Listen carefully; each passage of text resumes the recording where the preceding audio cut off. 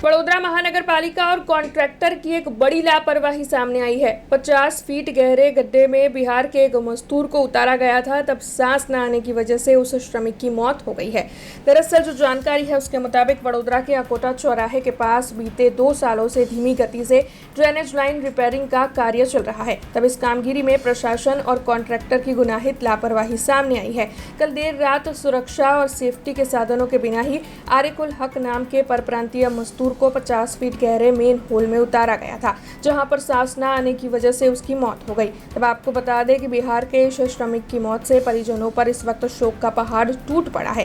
हालांकि इस घटना के मद्देनजर कॉरपोरेशन के सत्ताधीशों के सामने जन आक्रोश फूट पड़ा है। तो वहीं मामले की गंभीरता को देखते हुए आज पूर्व विपक्षी नेता चंद्रकांत श्रीवास्तव और कांग्रेसी कार्यकर वहां पर पहुंचे थे और उनकी ओर से सत्ताधीशों और कॉन्ट्रैक्टर के ऊपर सख्त कदम उठाने की मांग उठाई गई थी। तो आइए सुनते हैं इस पूरे मामले में पूर्व विपक्षी नेता चंद्रकांत श्रीवास्तव की प्रतिक्रिया।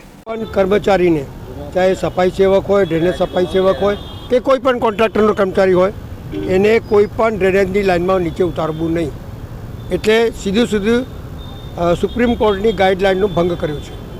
એટલે આ કોન્ટ્રાક્ટરને કાં તો બ્લેકલિસ્ટ કરવો જોઈએ, આ મજદૂર જે મરી ગયો છે એની તમામ ભરપાઈ આને કરવી જોઈએ અને આવા કોન્ટ્રાક્ટરોને કાયમ માટે બ્લેકલિસ્ટ કરવા જોઈએ, જે લોકોની જાનની જોખમે મજદૂરોને સસ્તા ભાવે લાવી અને ડ્રેનેજમાં ઉતારે અને એમની મૃત્યુ થઈ જાય તો ભાગી જાય અહીંયાથી, એવું ચાલે નહીં। હું હમણાં કમિશનર જોડે ચર્ચા કરીશ અને તાત્કાલિક લેટર લખીને એના બધા ડિટેલ મંગાવીશ કે કેટલા ટાઈમ પહેલાં કોન્ટ્રાક્ટ આપ્યું, કેમ હજુ સુધી પૂરું નથી કર્યું, કેમ મજદૂરોને અંદર ઉતાર્યા, કોણ સુપરવાઇઝર હતો અને કોણ આની દેખરેખ કરતો હતો, બધી તપાસ કરી અને બ્લેકલિસ્ટ કરવાની માગણી કરીશ।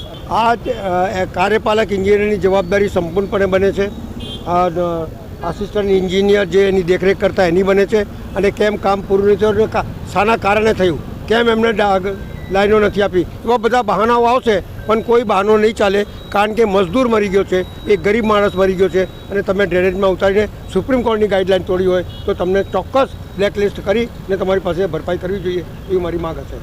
हमसे जुड़े रहने के लिए हमारे YouTube चैनल को सब्सक्राइब करें और नई वीडियो की नोटिफिकेशन के लिए बेल आइकॉन को दबाएं।